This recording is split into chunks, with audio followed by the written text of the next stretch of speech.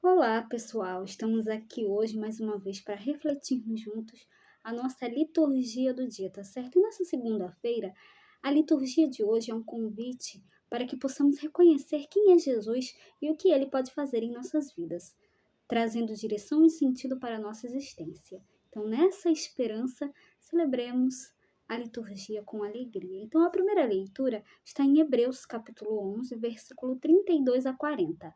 Hebreus, capítulo 11, versículo 32 a 40. Irmãos, o que mais devo dizer?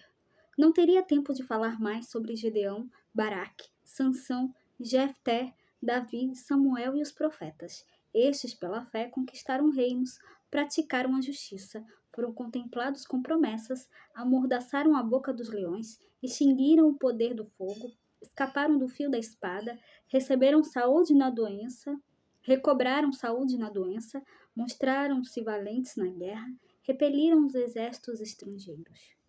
Mulheres reencontraram seus mortos pela ressurreição. Outros foram esquartejados ou recusaram o resgate, para chegar a uma ressurreição melhor. Outros ainda sofreram a provação dos escárnios, experimentaram o açoite, as correntes, as prisões. Foram apedrejados, foram cerrados ou morreram a golpes de espada. Levaram vida errante, vestidos com pele de carneiro ou pelos de cabra. Oprimidos e atribulados, sofreram privações.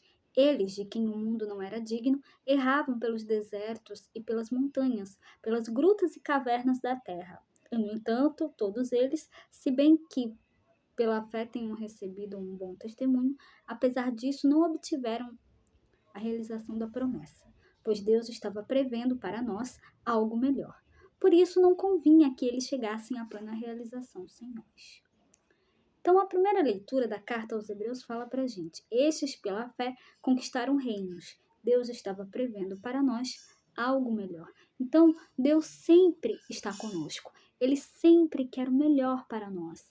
Então, que nós possamos sempre depositar a nossa confiança nele e dar testemunho do seu reino a todos. E agora, falando do Evangelho, hoje ele está em Marcos, capítulo 5, versículo 1 a 20.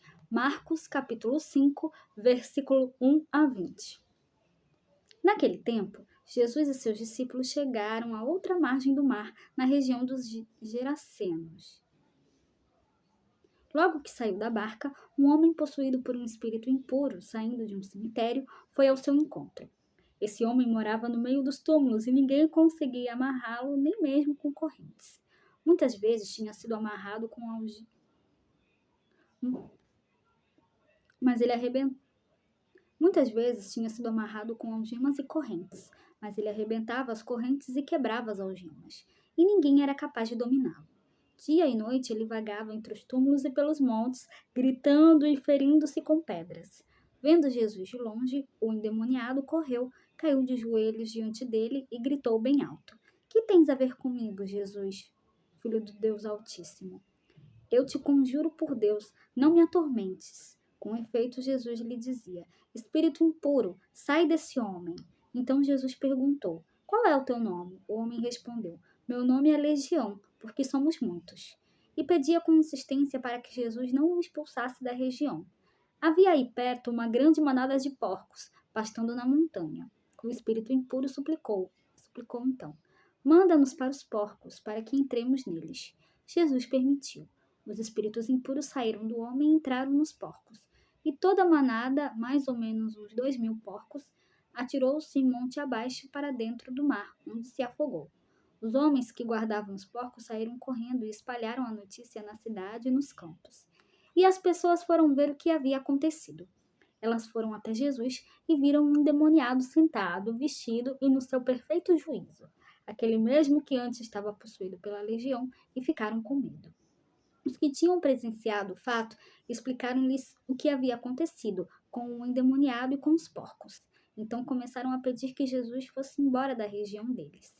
Enquanto Jesus entrava de novo na barca, o homem que tinha sido endemoniado pediu-lhe que o deixasse ficar com ele. Jesus, porém, não permitiu. Entretanto, lhe disse: Vai para casa, para junto dos teus, e anuncia-lhes tudo que o Senhor, em sua misericórdia, fez por ti. Então o homem foi embora e começou a pregar na Decápole tudo o que Jesus tinha feito por ele. E todos ficavam admirados.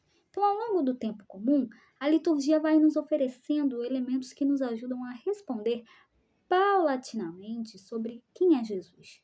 No texto do Evangelho de hoje, rico em detalhes, vemos que o poder e a autoridade de Jesus vence o espírito impuro. O Senhor é aquele que, inclusive, domina os demônios.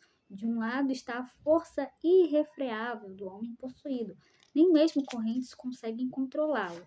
De outro está o poder e a autoridade de Jesus.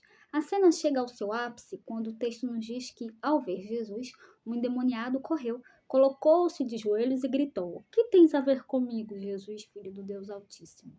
O próprio mal reconhece quem é Jesus e sua força diante de toda a realidade. Na cena de hoje, também aos pagãos é anunciada a salvação por meio do testemunho da pessoa que foi curada. De uma realidade difícil, nasce a fé sincera que se espalha com o testemunho daquele que recebeu a cura, tá certo? Então, era isso que eu tinha para falar para vocês hoje. Muito obrigada a todos por curtirem, por comentarem. Aqueles que só assistem mesmo também agradeço. Espero que vocês tenham gostado dessa reflexão de hoje. Espero encontrá-los todos aqui amanhã, terça-feira, se Deus quiser, para continuarmos refletindo cada vez mais as leituras da Sagrada Escritura. Então, muito obrigada a todos e até a próxima, se Deus quiser.